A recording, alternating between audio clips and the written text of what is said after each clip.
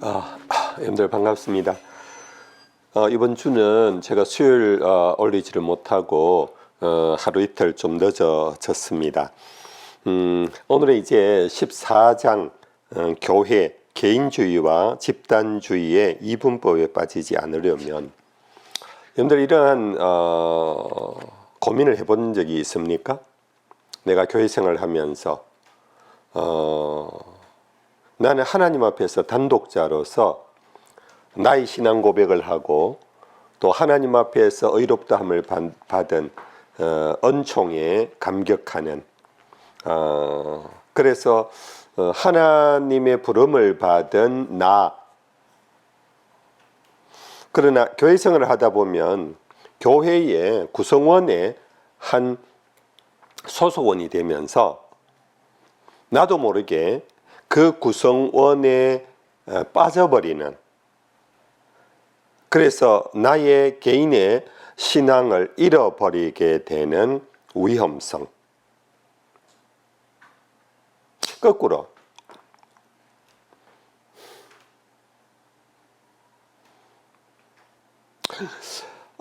하나님 앞에서 나 자신을 발견하고 하나님 앞에서 나는 누구인가에 관한 깊은 성찰을 하면서 그 행복과 자유함을 누리다 보면 교회라는 공동체 안에 그 자체가 거부감이 오고, 내가 왜 그 교회에 꼭 속해야 되는가? 나는 나 혼자로서도 충분히 나는 은혜를 누리고 하나님과 관계를 하고 있다. 선한 일에도 내가 자유롭게 할 수 있다. 나는 나에게 교회란 별 의미가 없다. 이런 두 가지에 사실은 그런 유형이 있지요. 근데 이제 나 자신에게 그 두 가지가 다 같이 이렇게 생각할 수도 있고 저렇게도 생각할 수 있으면서 때때로 좀 회의하게 되고 갈등하게 되는 이런 부분을 C.S. 루이스는 매우 적확하게 그렇게 잘 짚고 설명을 해 나가고 있습니다.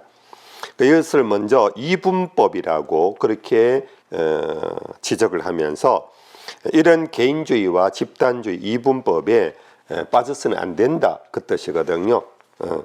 그래서 그렇게 빠지지 않으려면 어떻게 해야 되느냐 하는 얘기입니다. 오늘 본문이 사실은 좀 길어요, 다른 챕터에 비해서. 그래서 제가 조금은 스킵하면서 그렇게 리딩을 해 나가도록 하겠습니다.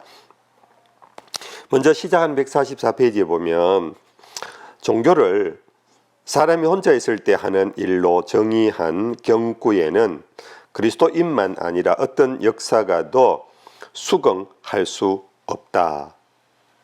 종교는 사람이 혼자 있을 때 하는 일이다. 골방에서 하는 일이다. 산중에서 하는 일이다. 사막에서 하는 일이다. 이렇게 정의한 이 내용은 그리스도인들은 인정할 수 없고 또 역사가도 수긍할 수 없다. 웨슬리 형제, 요한 웨슬리와 찰스 웨슬리, 감리교회 창시자지요. 그들이 한 말대로 신약의 단독 신학이란 없다. 오히려 반대로 모이기를 피하지 말라라는 말씀은 있다. 가장 초기 문헌을 보아도 기독교는 이미 단체였다, 공동체였다는 거지요. 함께 모여 전혀 기도하기를 힘쓰는 마가의 다락방, 오순절에 성령이 임하는 그 모습 속에서 벌써 이미 단체, 공동체였다. 교회는 그리스도의 신부이며 우리는 서로 지체이다. 이것이 기본이라는 거예요.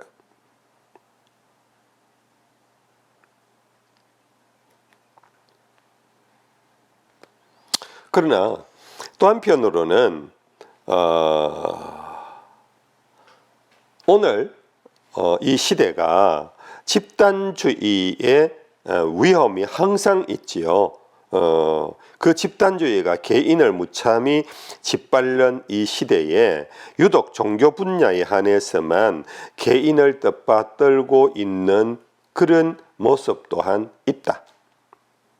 사실 이것이 교회가 지켜온 하나의 또 힘이기도 하고요. 또 교회를 통하여 자유를 누리고 교회를 통하여 자기의 가치를 발견하는 그러한 점은 바로 교회가 갖고 있는 또 복음의 힘이에요. 하나님이 세상을 이처럼 사랑하시지만 동시에 하나님은 사도 바울을 찾아오시고 또 제자들 한 사람 한 사람을 찾아오시고 그들 한 사람 한 사람에 대하여 굉장히 관심을 가졌던 우리 예수님이십니다. 잃어버린 양 한 마리 비유라든지 드라크마 비유라든지 또 집 나간 탕자의 비유라든지 이런 것을 보면은 그 집단 단체보다는 한 사람에 대하여 굉장히 관심과 집중을 하고 있는 그런 모습이 성경 속에 같이 있기 때문에 C.S. 루이스가 활동했던 그 시대에 유럽 또한 나치 독일이나 또 그와 대결하여 싸웠던 또 영미계통에서도 내셔널리즘이 상당히 강했었거든요. 그러한 가운데 숨을 쉴 수 있도록 한 것이 사실 교회였고 또 복음이었다. 이 두 가지 얘기를 지금 같이 하고 있습니다. 145페이지로 넘어오면은 집회가 우정을 몰아낸 지금은 군중의 시대이다. 대학 안팎에 이런 경향이 존재할 뿐 아니라 되게 좋게 평가받고 있다. 수많은 자칭 인생 설계사가 주제넘게 나서서 그나마 남아있는 고독조차 씨를 말리려 온 힘을 다한다. 그들은 이를 청년의 자아탈출이니 각성이니 냉소의 극복 따위로 포장한다. 지금은 군중시대인데 군중시대 속에 이제 유명한 스피커들이 많이 나오는 거죠. 유명한 개그맨이 나오고 연설가들이 나오고 명강의자들이 나오고 뭐 우리나라도 지금 그런 분들이 많잖아요. 그래서 그분들의 어떤 그 작업 그분들이 하는 것은 사람들을 함께 웃게 만들고 함께 행복하게 만들고 그런 중에 당신이 이 사회 혹은 집단에서 성공할 수 있는 인생의 성공기 뭐 이런 것들에 대한 많은 가르침이 있지요.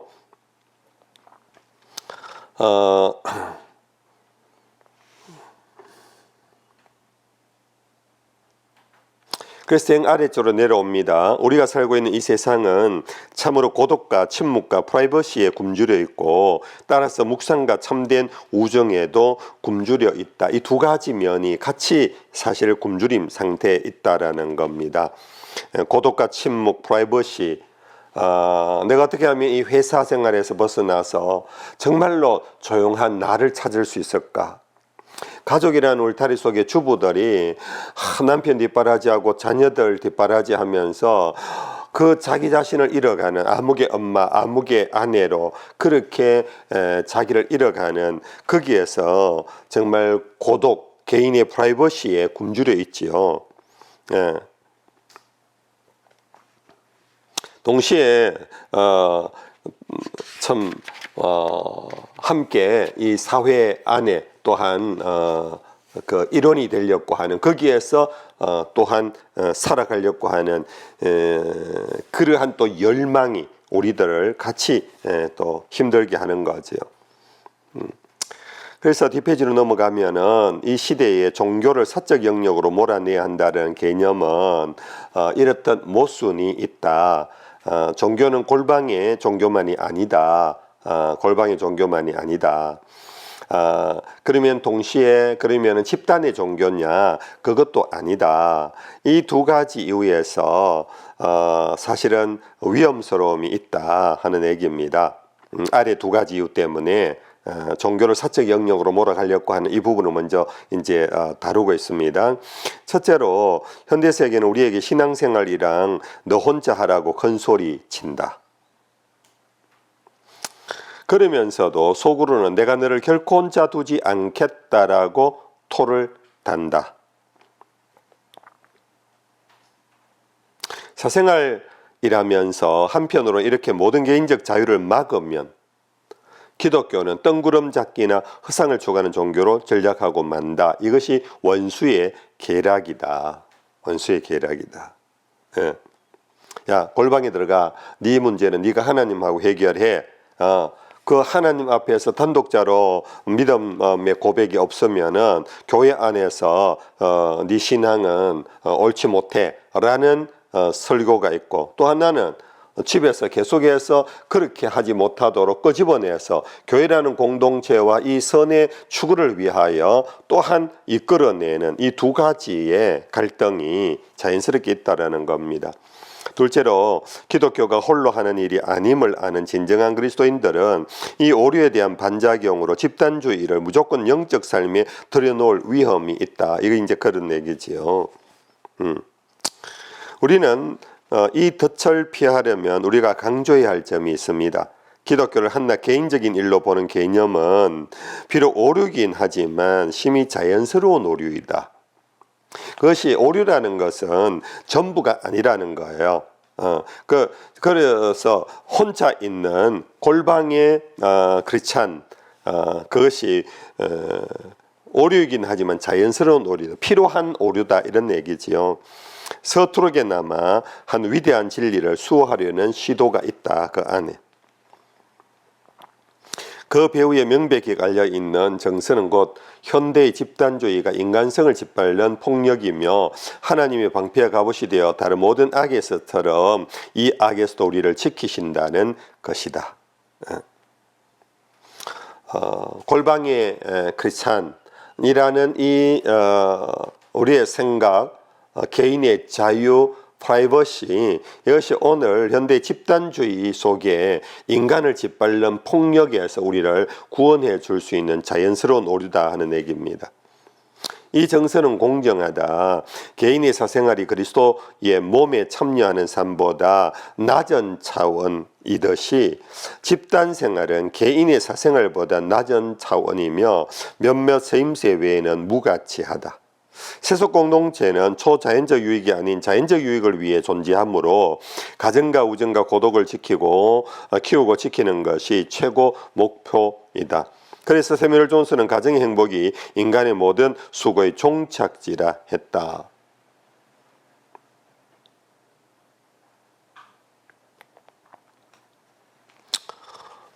이 정서라는 것은 골방의 그리스도인이라는 그 정서, 이것이 자연스러운 오류라, 이것이 지니는 가치가 있다 하는 이 부분은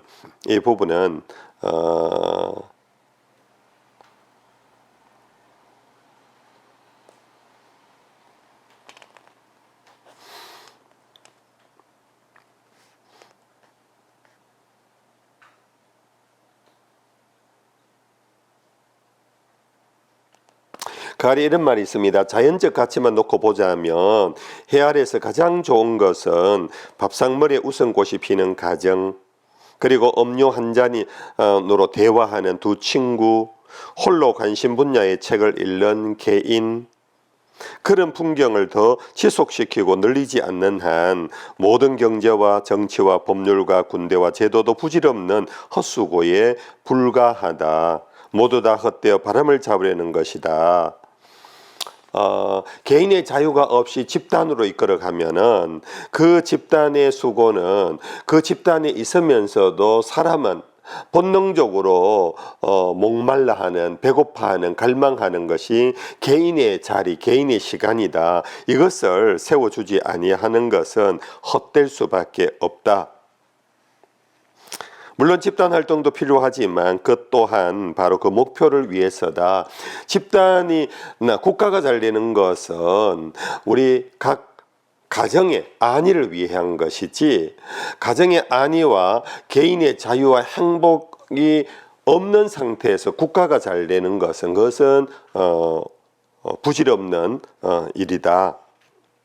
이런 사사로운 행복을 누리는 이들은 자신을 크게 희생시켜서라도 그 행복을 더 널리 퍼뜨려야 할 수도 있다. 여러분들, 사사로운 자유와 행복을 누리는 사람은 이것을 유지하기 위해서라도 그는 집단의 공적 유익을 위하여 일하게 된다 하는 그런 얘기죠.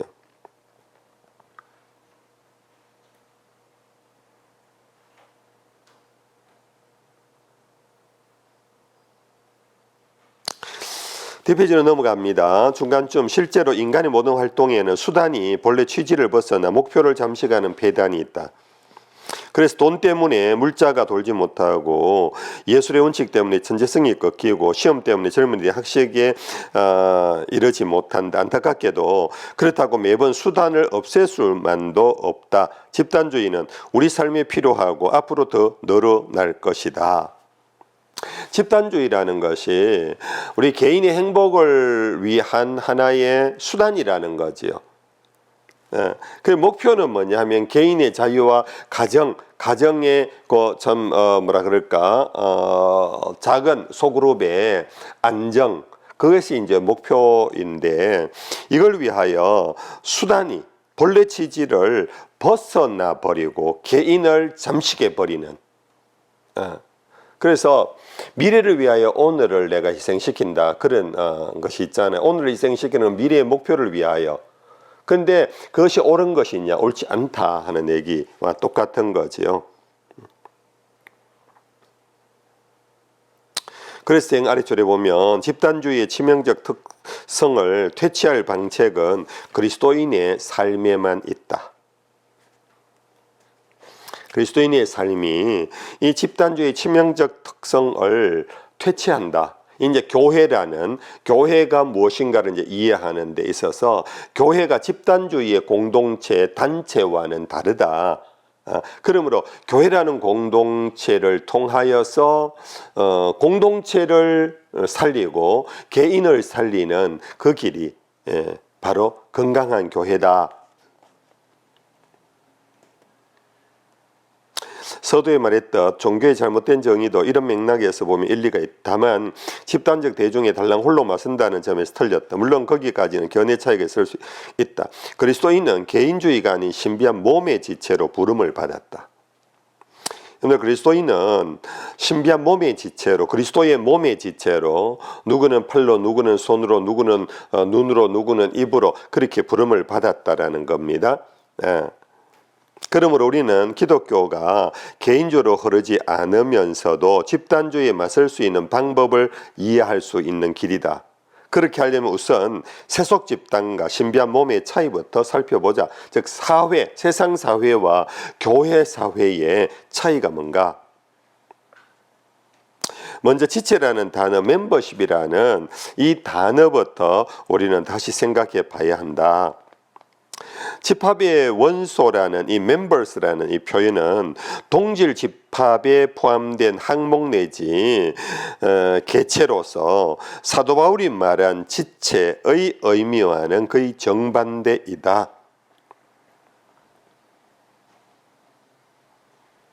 그가 쓴 헬라어 단어는 신체 기관에 해당한다. 즉 서로 본질상 다르면서도 보완관계이며 구조와 기능만 아니라 비중까지도 다르다.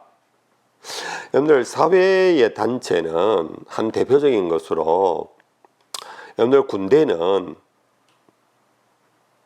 내가 그 군대의 목표, 전쟁의 승리를 위하여, 그 목표를 위하여 수단은 뭐냐면 개인이 없어지는 겁니다. 일사불란하게 지휘관의 명령에 따라 움직이는 것.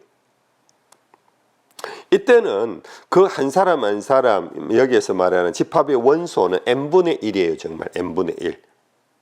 그러나 교회 안에 사도 바울이 말한 그리스도의 몸이라는 이 몸을 통해 우리는 그의 지체다 하는 것은, 이것은 n분의 1이 아니라 그것은 각기 다 다른 우리 몸에 같은 게 하나도 없지 않습니까? 그 몸에 같은 것이 하나도 없기 때문에 우리는, 예를 들어서 귀가 n분의 1이 아니에요. 귀는 귀로서, 귀가 없으면은, 듣지 못하면은 우리의 생활에 아주 심각한 피해를 주잖아요. 군에서는 전쟁이 나서 누가 병사가 죽으면 그 병사의 시체를 딛고 가야 돼요. 그 병사 없이도 전쟁을 수행해야 돼요. 그러나 이 지체는 이게 없으면은요, 이거 없이도 살 수 있는 게 아니고 고쳐야 된다라는 거예요. 이게 n분의 1이 아니기 때문이에요. 이게 바로 일반 사회에서의 단체와 교회라는 그리스도의 몸의 공동체라는 것과 다른 것이라는 거죠. 여기서부터 여러분들 정말 굉장히 중요한 차이점을 우리는 갖고 있습니다. 뒷페이지 보면 중간에 몸이 진짜 지체와 집단의 개체가 어떻게 다른지는 가정의 구조에서도 볼 수 있다. 할아버지와 부모와 장성한 아이들과 아이와 개와 고양이는 진짜 지체이다. 그 이유는 바로 그들이 동질 집단의 원소 내지 구성 요소가 아니기 때문이다.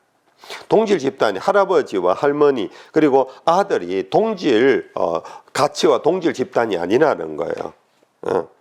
모두가 대체 불가한 존재. 할아버지 대신에 아버지가 할아버지 자리에 들어갈 수가 없는 거예요. 대체 불가능한 각계 자유가 있고 각계 가치가 있고 각기 하는 자기 포지션이 각기 다르다.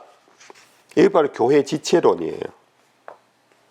아래 내려가면 여기서 한 지체라도 빠지면 단지 식구수가 줄어드는 것이 아니라 가정의 구조가 깨지는 겁니다. 군에서는 한 사람이 전사하면은요 그냥 병사 하나 수가 줄어들 뿐이지만 가정에서 가족 하나가 없어지면 가족 수가 줄어드는 것이 아니고 가정의 구조 자체가 깨져 자식이 없는 그런 가정이 된다 그런 뜻입니다. 그래서 가정의 연합이란 거의 공력수가 없다시피 한 다양성의 연합이다. 오른 페이지로 151페이지 중간에 죄수를 부를 때는 이름 대신 번호로 부른다. 몇 번 죄수 그러지요. 이 집단 개념의 극에 달한 경우입니다. 그래서 이미 한 사람 한 사람의 가치는 없는 겁니다. 번호가 그를 대신하고 있습니다.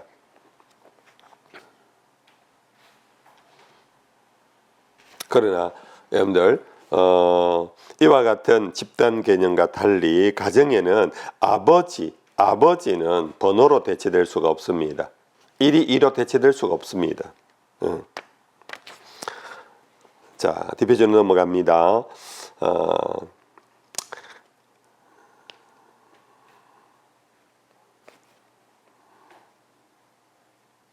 오른 페이지 153페이지로 뛰어넘겠습니다. 날마다 두째줄 우리에게 요구되는 대로 이기적 삶을 희생하면 날마다 100배의 보상으로 개성이 자라난다. 이 한 몸 된 삶은 각자의 개성을 장려한다. 서로의 지체가 되면 손각기만큼이나 각기 달라진다. 그래서 성도의 그의 환상적인 다양성에 비하면 세상 사람들은 단조로우리만치 천편일률이다. 세상의 단체, 세상의 어떤 공동체라고 표현하는 그것은 그냥 천편일률이에요. 그러나 교회는 지체라는 이 개념으로서의 단체는 각각 그 개성이 하나하나가 다 장려되어진다.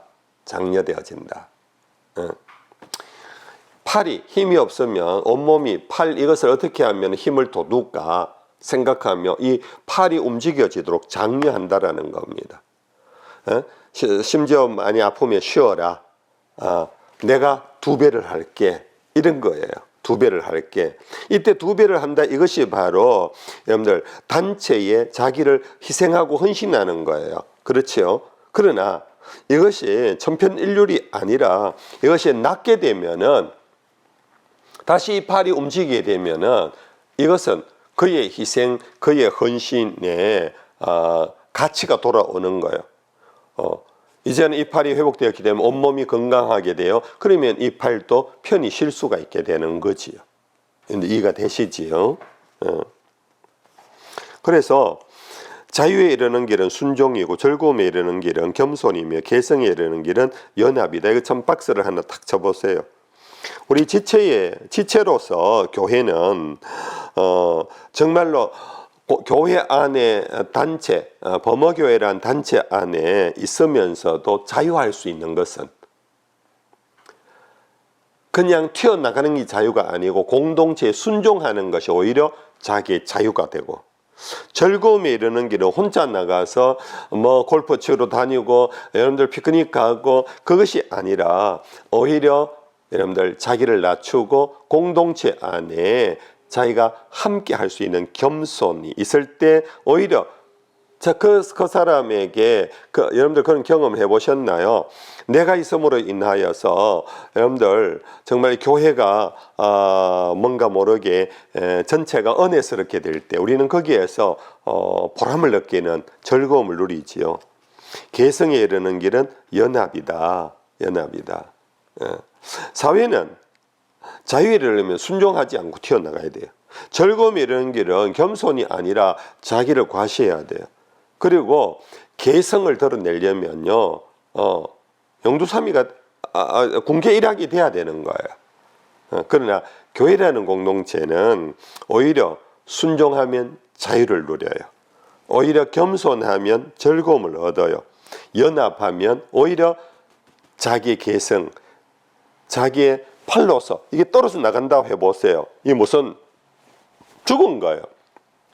여기 있음으로써 오히려 그는 팔로서의 개성이 분명히 인정받는다 하는 겁니다.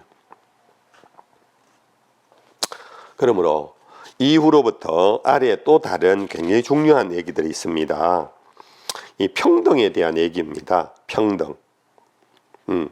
우리는 서구 문화가 평등주의라 그러잖아요. 평등. 그리고 우리도 그렇게 믿습니다. 법 아래 모든 사람은 평등하다. 하나님 앞에서 우리 모두는 평등하다. 목사와 장로와 뭐 일반 성도가 높낮이가 없다. 평등하다. 시술서를 잘 한번 읽어보십시다. 우리가 생각하는 평등과 성경에서 우리가 생각하는 평등을 지지하고 있는가 한번 봅시다. 물론 어떤 의미에서는 맞는 말이다. 하나님은 사람을 차별하지 않으시며 그분의 사랑은 우리가 사회적으로 어떤 계층에 속해 있는지 지적 재능이 어떠한지에 따라 달라지지 않는다. 그래서 평등합니다. 그러나 인위적 평등은 국가의 삶이나 필요하지 교회에서는 벗어야 할 가면이다. 오히려 그리스도인은 진정한 불평등을 회복해 새 힘을 얻고 소생한다. 이게 무슨 말인지 봅시다. 정치적 평등이야 나도 지지한다. 그러나 흔히들 민주주의자가 되는 데는 두 가지 상반된 이유가 있다. 하나는 모든 인간이 워낙 선해서 국가 통치에 참여할 자격이 있고 또 워낙 현명해서 국가에 그들의 조언이 필요하다고 보는 입장이다. 이는 허황하고 비현실적인 민주주의 이론이다. 반면에 타락한 인류는 너무 악하기 때문에 아무에게도 다른 인간을 다스릴 절대 권력을 맡길 수 없다고 보는 입장도 있다. 나는 바로 후자가 민주주의의 진정한 근거라고 생각한다. 여러분들 지금 정치 얘기를 하면서 무슨 얘기를 하려고 하는가 여러분들 초점을 놓치지 않기를 바랍니다. 나는 하나님이 평등주의 세상을 창조하셨다고 믿지 않는다. 믿지 않는다. 정치적인 평등이 왜 필요하냐 하면은 그 위에 타락한 인류는 너무 악하기 때문에 어느 특별한 사람이 다른 사람을 다스릴 절대 권력을 가질 만큼 선한 인생이 없다라는 겁니다. 히틀러에게 절대 권력을 주면 안 된다라는 겁니다. 여러분들 어떠한 사람도 절대 권력을 가질 수 없는 이유는 뭐냐 하면은 바로 타락한 인간이기 때문에 그 누구도 다른 사람을 통치할 만한 선의 의지가 없다라는 겁니다. 이런 점에서 민주주의가 필요하다는 겁니다. 여러분들 아시겠습니까? 나보다 우리가 더 선하다 이 말 들어보셨습니까? 내가 아무리 선한 것 같아도 나도 타락한 죄인이에요. 그래서 우리라는 공동체 이게 정치적으로 말하면 이제 민주주의지요. 다수결의 원칙이라는 것이 왜 가치가 있는가 하면은 내 생각이 아무리 옳은 것 같아도 나 역시 타락한 죄인이기 때문에, 그러나 내 생각, 개인의 혼자의 생각보다는 여러 사람 속의 생각 속에 있는 선과 의를 연결하는 것이 나 하나의 것보다 훨씬 옳다. 이런 의미에서 정치적으로는 평등주의가 맞다라는 겁니다. 그러나 여러분들, 하나님이 평등주의 세상을 창조하셨다고 C.S. 루이스는 믿지 않는답니다. 오히려 인간이 동물에게 가지는 권위만큼이나 자녀와 아내와 무지한 자에 대한 부모와 남편과 식자의 권위도 그분의 원안이었다고 믿는다. 인류가 타락하지 않았다면 로버트 팔머의 말맞다나 가부장적 군주제가 유일한 합법적 통치 형태가 되었을 것이다. 타락하지 않았다면은 가부장적 군주제가 굉장히 합법적이. 그런데 우리가 죄의 눈 뜨고 나서 보니 모든 권력은 부패하고 절대 권력은 절대 부패한다라는 액턴경의 말이 옳았다. 그래서 인류는 권력을 빼앗고는 평등이라는 법적 허구로 그 자리를 대체하는 해법을 선택한 것이다. 모든 사람 평등하기 때문에 누구도 그렇게 절대 권력을 가지면 안 된다. 이것으로 사회의 안전을 담보해 오는 나름의 정치 공학이었다는 겁니다. 그러나 법적 차원에서 아버지와 남편의 권위가 폐지된 것은 옳다. 그 권위 자체가 나빠서가 아니라 나쁜 아버지와 못된 남편이 너무 많기 때문이다. 이해가 되십니까? 예. 왜 요즘 교권에 대하여 교권이 말살되었다, 교권이 없다고 그러냐 하면은, 여러분들, 교권은 정말 선한 선생님에게 교권이 주어질 때는 그 교권은 아주 큰 창조적 능력이 있어요. 그러나 여러분들, 적지 않은 사람들이 여기 표현대로 나쁜 교사가 있고 아주 못된 교사가 많기 때문에 그 교권을 무한 인정해 주게 되면은 그로 인한 피해가 많다. 여러분들, 요즘 보면 뭐 유치원의 어린이집에 교사들이요, 정말 아이들을 함부로 다루지 않아요. 그래서 이 교권에 대한 이 브레이크 시스템을 이제 세우려고 한다라는 거지.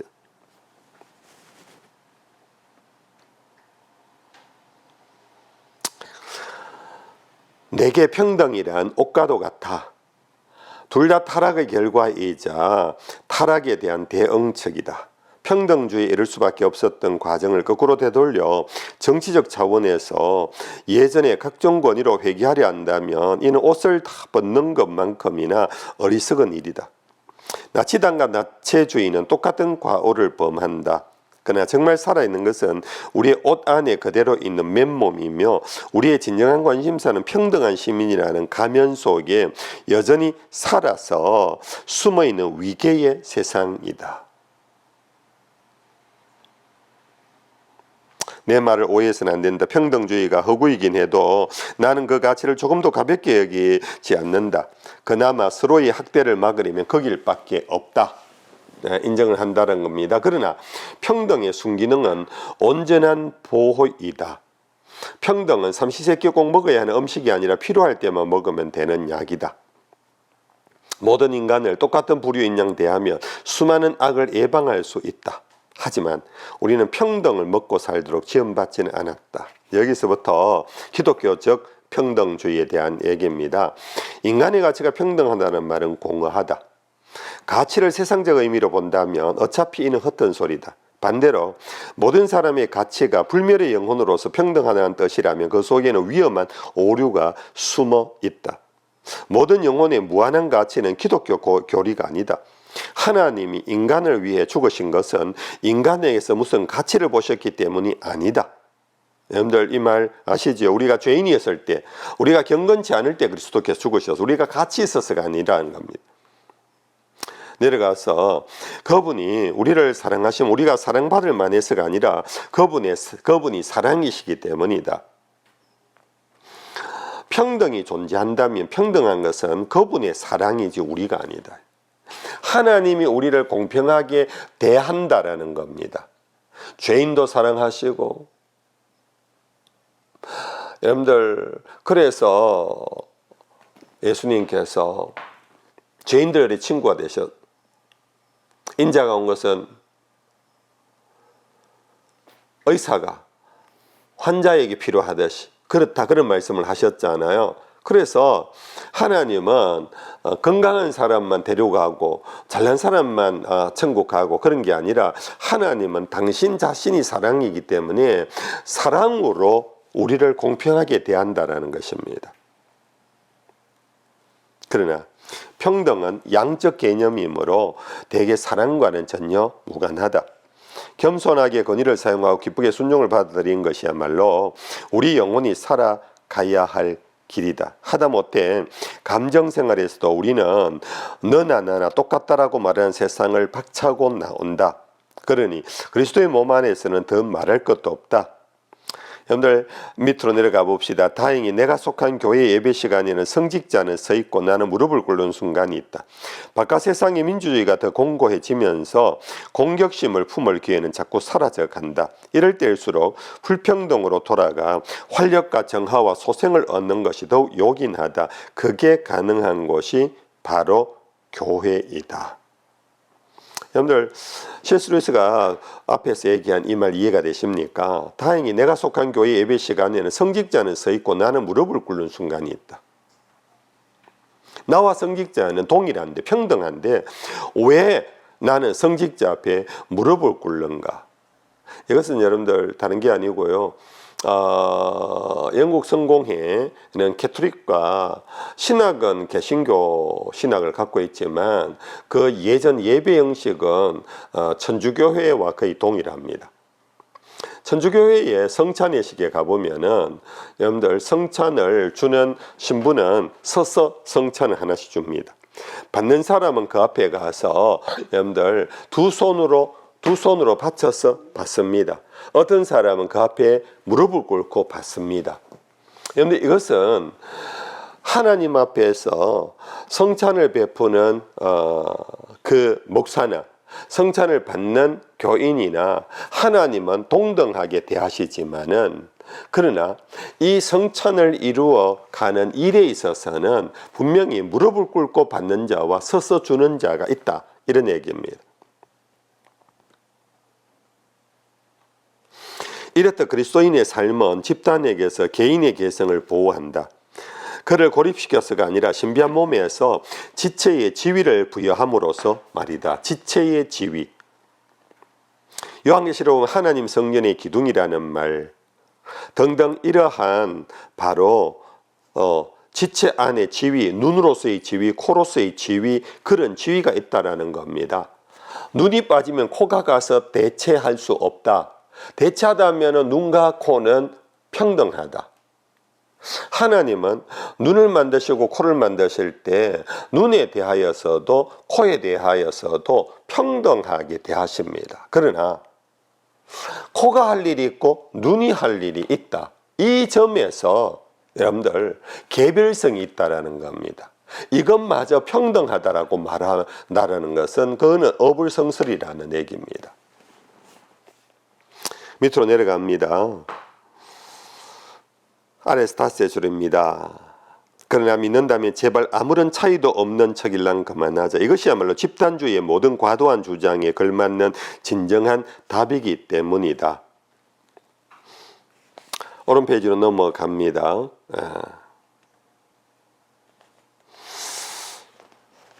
그러나 우리는 죽음을 이기신 그리스도의 승리에 개인 자격으로 참여하는 것이 아니라 승리자이신 그분 안에 있음으로써 참여한다. 영생에 이르려면 옛자아를 부인해야 한다. 성경의 극한적 표현대로 옛자아를 십자가에 못 박아야 한다. 무엇이든 죽지 않고는 부활할 수도 없다. 이렇게 기독교는 개인주의와 집단주의 이분법을 초월한다. 이런 면에서 우리 신앙이 기독교 신앙 바깥에 있는 사람들에게는 짜증스러울 만큼 애매해 보일 수밖에 없다. 여기까지 여러분들 이해가 되시면 넘어가도 되고, 이해가 안 되시면 이 앞부분 몇 페이지를 다시 읽어보십시오. 세상 사람들은 짜증스러울 만큼 이 집단주의와 개인주의, 이 이분법이 절묘하게 이렇게 조화를 이루는 교회의 지체론, 이것을 우리가 이해를 하지 못하면 여러분들 교회 생활에 우리는 많은 오류를 범합니다. 교회란 일반 사회단체와 똑같지 않습니다. 교인들 가운데 많은 분들이 그렇게 생각을 합니다. 교회도 사회다. 사회라는 것은 나 아닌 다른 사람과 더불어 함께 있다는 말에서는 맞습니다. 그러나 사회란 여러분들 이익집단, 이익을 위하여 이해관계에 의해서 구성이 되어 있습니다. 내가 살기 위하여 내가 어느 한 집단에 속해 있습니다. 그 집단이 힘을 가지면 나도 힘을 갖는다라는 이와 같은 이해관계 속에서 집단화되어 있습니다. 그래서 그 집단을 위하여 자기를 죽이거나 희생시키는, 이로 인하여 사람들은 집단의 개인을 잃어버리는 오류를 범합니다. 또 어떤 사람은 그것이 싫어서 집단을 이탈합니다. 톨스토이와 같은 경우는 굉장히 자유주의자죠. 그래서 국가를 부인합니다. 심지어 교회라는 것까지도 부인합니다. 톨스토이가 교회를 부인하는 이유는 교회가 바로 이런 사회적인 집단화되어진 중세 기독교회, 그리고 그의 전통 속에 있는 교회에서 염증을 느꼈기 때문입니다. 성경이 말하는 교회라는 것은 이해관계에 의해서 내가 안전을 얻기 위해서는 교회가 안전해야 된다. 내가 복을 받기 위해서는 교회가 부흥하고 커야 한다. 이런 것으로 교회의 구성원이 된 것은 아니라는 겁니다. 우리는 오로지 하나님의 은혜로 그분의 대속으로 인하여 그분의 지체가 되셨습니다. 우리 모두가 그리스도의 몸의 지체가 되었습니다. 그리스도의 몸의 지체가 되는 순간 우리는 개인주의도 아닙니다. 그렇다고 해서 집단주의도 아닙니다. 이유는 뭐냐면 그리스도의 몸이라는 것은 집단이 아니라 생명체이기 때문입니다. 이 몸은 대체 불가능한 것입니다. 팔을 떼서 다리에 붙여서 우리는 움직일 수가 없습니다. 그래서 우리 이 몸은 분명히 개인주의도 아니지만 그렇다고 해서 집단화되어 있지도 않습니다. 우리는 오히려 이 몸이라는 교회 속에서 우리는 각자의 개별성과 그 개별성이 몸의 어떤 생명을 위하여서 자기를 겸손하게 낮추고 순종하고 이럴 때 이 몸이 더욱 건강하면서 우리는 생명체로서 살아가는 것, 이것이 바로 교회라는 것입니다. 우리가 교회 생활을 바로 이와 같이 할 때 우리는 헌신이라는 말, 희생이라는 말, 이것이 세상에서 말하는 것과 전혀 다른 가치를 우리는 맛보게 된다 하는 겁니다.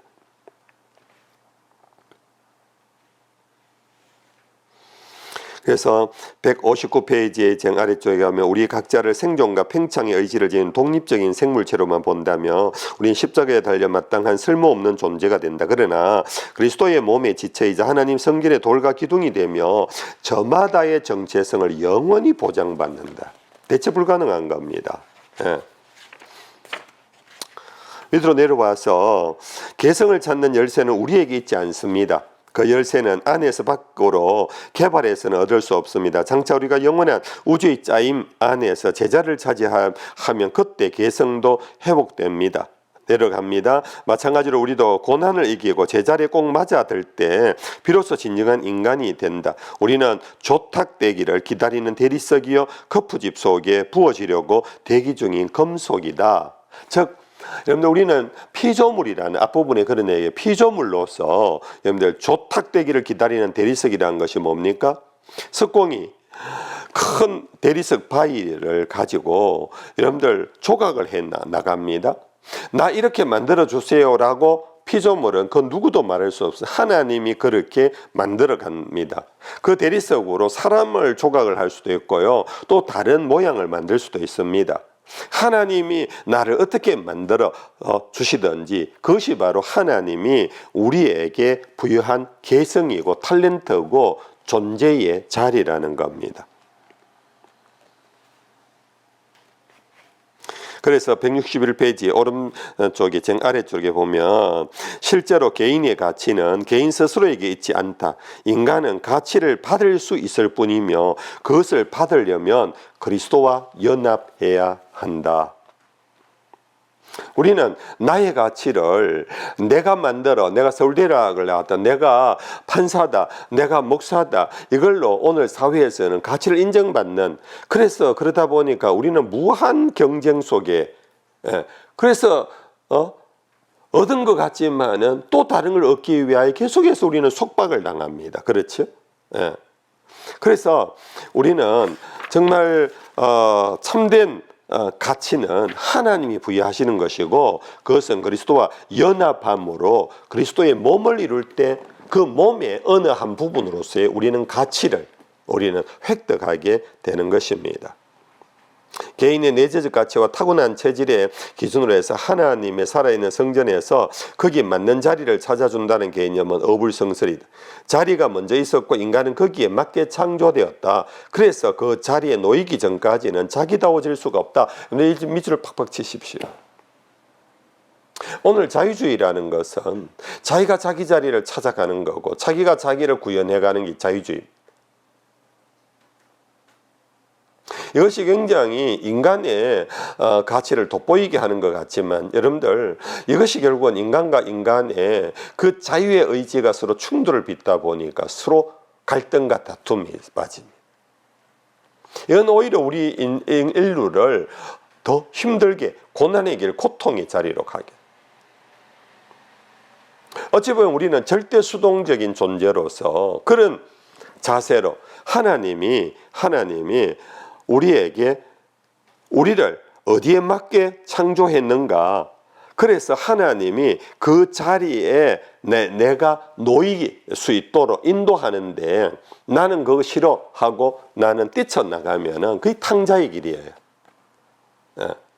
하나님께서 당신께서 나를 만드시고 조각하실 때에 이 부분에 위해서 나를 조각했다면 그 자리에 놓이기까지는 내가 아니에요.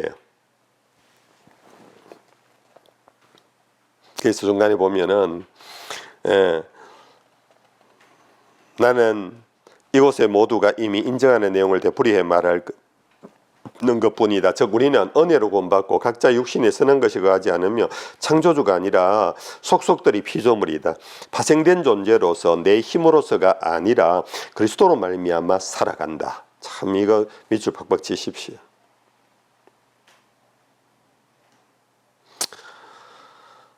두 가지 요점을 봅시다. 우선 인간 개인을 그 자체로 숭배하는 지독한 반기독교적 개념을 끄집어내버리고 싶다. 개인주의죠. 자유주의죠. 이런 현상은 집단주의와 나라의 짝을 이루어 현대사주에 아주 만연해 있다. 오른 페이지 처음부터 우리 각자의 내면에 개성이란 보화가 숨겨져 있으면 그 개성을 방해받지 않게 지키고 확장하고 표현하여 독창적 존재가 되는 것이 인생의 주 목표라고 가르친다. 이는 펠라기우스주의다. 오히려 그보다 더 심한 오류이고 심지어 자가당착에 빠진다. 우리 각자의 내면에 개성이라는 보화가 숨겨져 있다. 이거 여러분들도 이렇게 생각 많이 하셨잖아요.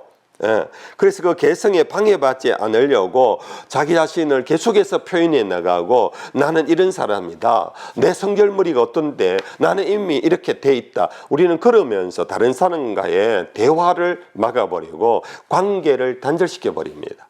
다른 사람에 대해서 이미 또 정지를 합니다. 니는 너다. 여기에서 오늘 교회 안에 많은 오류가 일어나지 않습니까?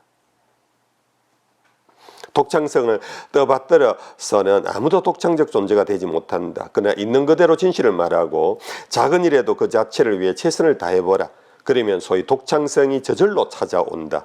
그 정도만이라도 개인보다 본분을 앞세우면 벌써 참된 개성이 나타나기 시작한다. 이것이 여러분들 바로 집단주의를 극복하는 개인주의입니다.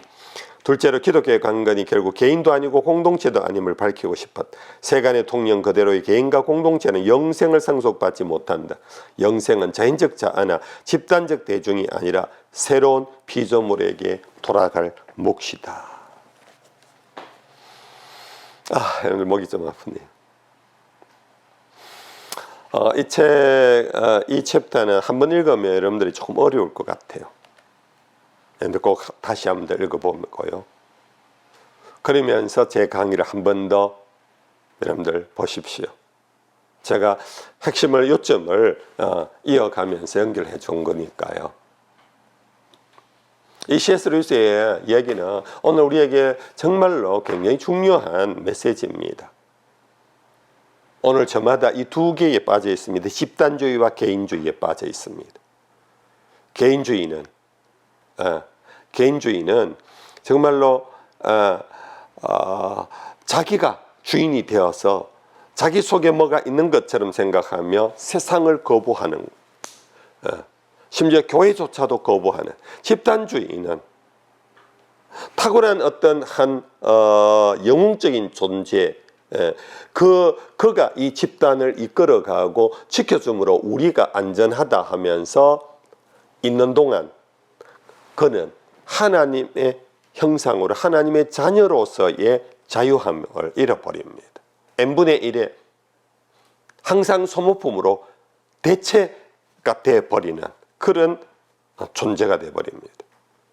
이 두 가지를 절묘하게 조화를 이룬 새로운 공동체가 바로 교회라는 공동체입니다. 교회는 그리스도의 속죄로 인하여 부름받아 하나님의 자녀가 되었을 뿐 아니라 머리이신 그리스도의 몸의 지체로서 우리는 각기 지체의 일부분에 개체성이 있습니다. 바꿀 수 없는 자유가 있고 특권이 있습니다. 그러나 그는 혼자서 아무것도 못하는, 떨어져 나가면 죽는 것입니다. 이것이 바로 생명체의 원리입니다. 여러분, 이것이 이론이 되지 않기를 바라고요. 그러므로 교회란 서로를 존중하셔야 합니다. 서로의 개성을 존중하고 그 개성은 그의 성격이 아닙니다. 하나님이 그곳에서 위치할 수 있도록 한 하나님의 소명, 하나님의 미션을 인정하는 겁니다. 그래서 그것은 세상에서 흔히 말하는 교회는 평등한 사회다고 말하는 그 평등, 그것하고는 다른 지위의 높낮이의 문제가 아니라 개체의 각각 독립성 때문에 그것은 똑같지 않다라는 의미에서 평등주의는 아니라는 겁니다. 여기에서 바로 여러분들 서로의 권위가 있는 것입니다. 하나님이 우리 각자에게 부여한 그 자리에 있을 때 여러분들 다리의 자리에 가면 팔은 권위가 없습니다. 다리가 권위가 잡니다. 팔의 자리에 오면은 다리는 권위가 없습니다. 팔이 권위가 있습니다. 우리는 그러한 의미에서 여러분들 우리가 서로 존중하고 서로의 연약을 여러분들 돌아보면서 우리는 그리스도의 몸을 이루어가는 그런 아름다운 교회, 이분법으로 나누어지지 않는 참 조화로운 그런 공동체의 여러분들 삶을 살 수 있기를 바랍니다. 오늘 여기까지 하겠습니다. 이제 다음 주 마지막 15장입니다. 기대하시고요. 한 주만 더 여러분들 배우면 여러분들 자유입니다. 방학입니다. 여러분들 한 주간 더 평안하십시오. 감사합니다.